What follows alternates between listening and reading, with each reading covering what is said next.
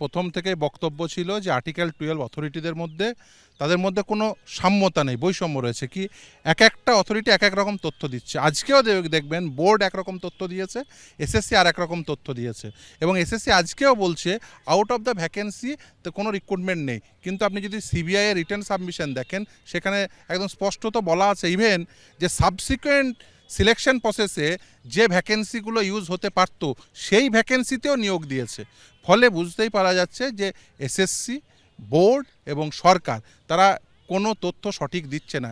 তাদের যে তথ্যর মধ্যে প্রচুর মিসম্যাচ রয়েছে। আপনি যদি দেখেন, স্টেট বলছে 4327টি, এসএসসি বলছে 5485 জন ইলিগাল অ্যাপয়েন্টিজ রয়েছে, আর বোর্ড বলছে 5189 জন।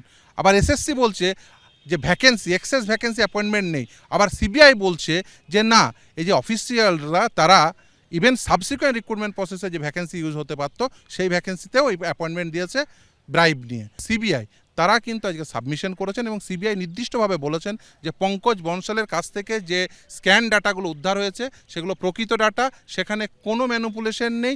সেখান থেকেই পরিষ্কার হয়ে যাচ্ছে কিভাবে নাম্বার বাড়িয়ে লোকজনদের অ্যাপয়েন্টমেন্ট দেওয়া হয়েছে। সরাসরি কথা বলবো সৌভিক মজুমদারের সঙ্গে। সমস্যাটা এই জায়গায় সৌভিক, যে রাজ্য থেকে শুরু করে এসএসসি এবং পর্ষদ কতজন অযোগ্য চাকরি প্রাপক রয়েছেন তার 3 রকম তথ্য আদালতের সামনে রাখছেন। সিবিআই দাবি করছে যে পঙ্কজ বনশালের কাছ থেকে পাওয়া তথ্য এবং ডেটা স্ক্যানটেকের কাছ থেকে পাওয়া তথ্যের মধ্যে মিল রয়েছে, কিন্তু তারপরেও কোর্টকে সন্দেহমুক্ত সিবিআই বা কোনো পক্ষের আইনজীবী করতে পারছে না। ফলে এই জটিলতা কাটবে কি করে, দিনের শেষে সেই প্রশ্ন কিন্তু রয়েই যাচ্ছে।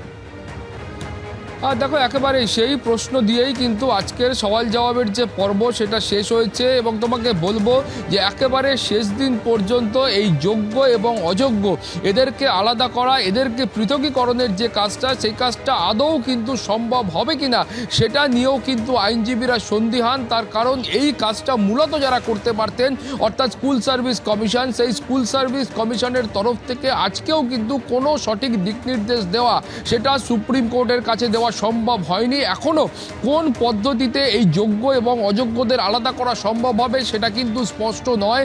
তার কারণ হলো এখনো স্কুল সার্ভিস কমিশন তারা যেটা বলছেন সেই বক্তব্যের ওপর সুপ্রিম কোর্ট কতটা আস্থা রাখবে সেই বিষয়েও আইনজীবীরা সন্দিহান। তার পাশাপাশি যেটা খুব স্পষ্ট করে সুপ্রিম কোর্ট যেটা বলছেন যে একেবারে সুপ্রিম কোর্টের কাছে বা কোনো পক্ষের কাছে আসল যে ওএমআর শিট, সেই ওএমআর শিট কিন্তু নেই।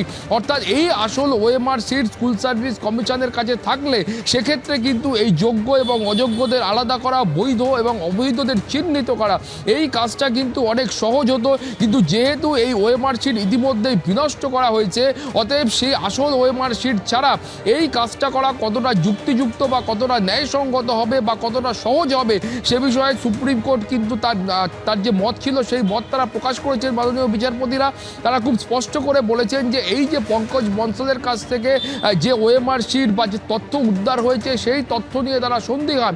অর্থাৎ যেখানে আমরা দেখতে পাচ্ছি যে সিবিআই তারা বলছেন যে পঙ্কজ বনশালের কাছ থেকে যে তথ্য উদ্ধার হয়েছে সেই তথ্য আসল তথ্য, সঠিক তথ্য। তার কারণ হলো ডেটা স্ক্যানটেকের সঙ্গে এই নাইসা অর্থাৎ যারা মূল্যায়ন করেছেন তাদের একটা মিল রয়েছে, এবং এই দুই সংস্থার মধ্যে যে তথ্য পাওয়া গিয়েছে সেটা তারা ম্যাচ করে দেখেছেন। ফলে এই পরিস্থিতিতে দাঁড়িয়ে কতটা সুপ্রিম কোর্ট এই যোগ্য এবং অযোগ্যদের আলাদা করতে পারবেন, কতটা স্কুল সার্ভিস কমিশনের তরফ থেকে সেই সওয়াল করা সম্ভব হলো সেটা নিয়েও কিন্তু আইনজীবীরা সন্দিহান।